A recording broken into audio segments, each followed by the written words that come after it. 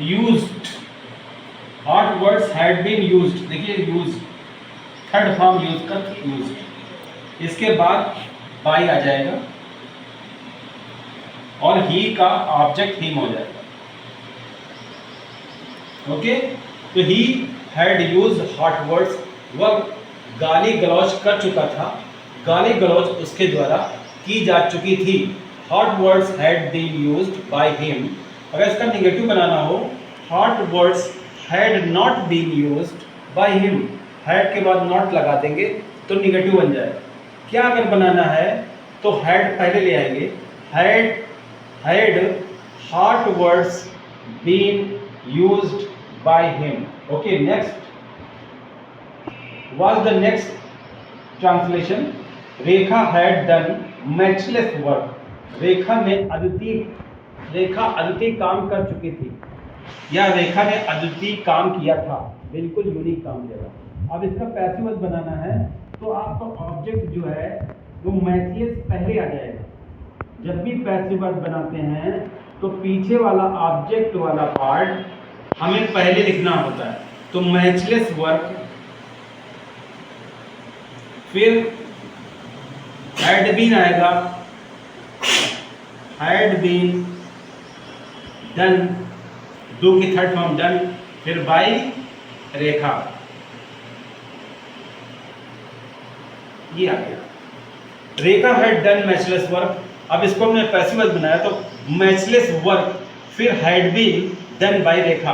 अगर निगेटिव बनाना है तो matchless work had not been done by Rekha, और अगर इंट्रोगेटिव बनाना है तो हैड पहले आएगा, had matchless work been done by Rekha.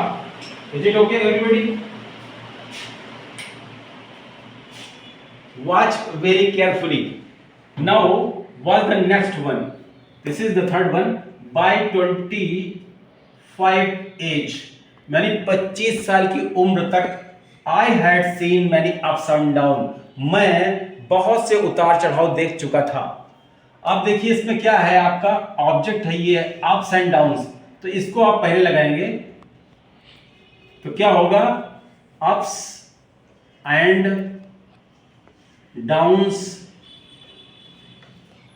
Had been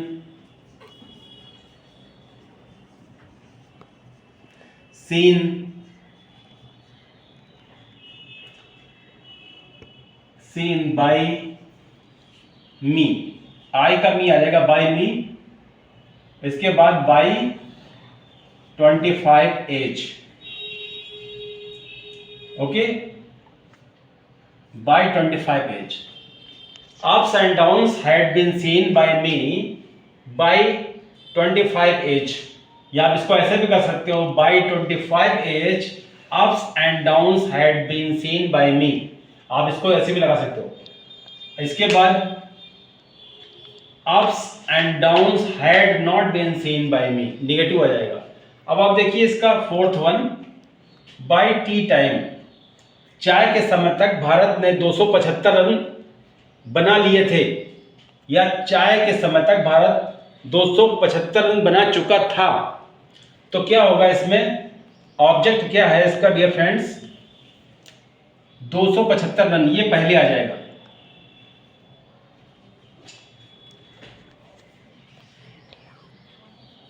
to 275 run, फिर आपका हेल्पिंग और आएगा हैड बीन,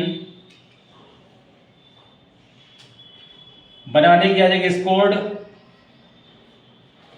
फिर बाय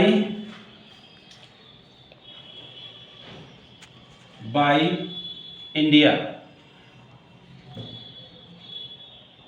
इसके बाद आप चाहें by tea time, by tea time,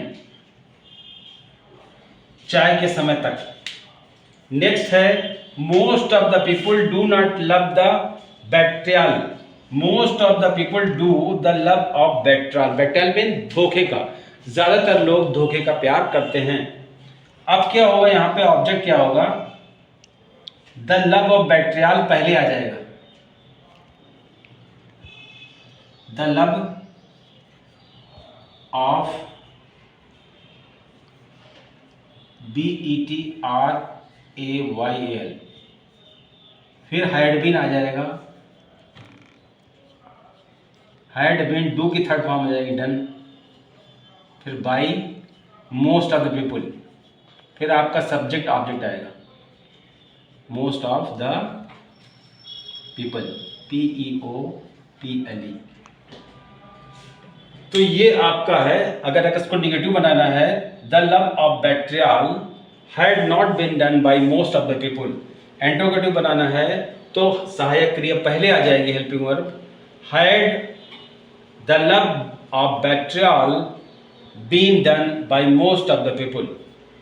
तो इस तरह से आपको पैसिव वॉइस बनाना है, राइट। ये पास्ट परफेक्ट पैसिव वॉइस था, इसकी प्रैक्टिस करिए, क्योंकि पैसिव वॉइस बहुत ज़रूरी है अंग्रेजी लिखने और बोलचाल के लिए। एडवांस अंग्रेजी के लिए it is very important for all of you to practise passive voices. Until you have command over passive voice, you won't be able to speak good English. That's why you are required to practice as better as you can to speak and write beautifully. So with this, I'm coming to an end. All the best.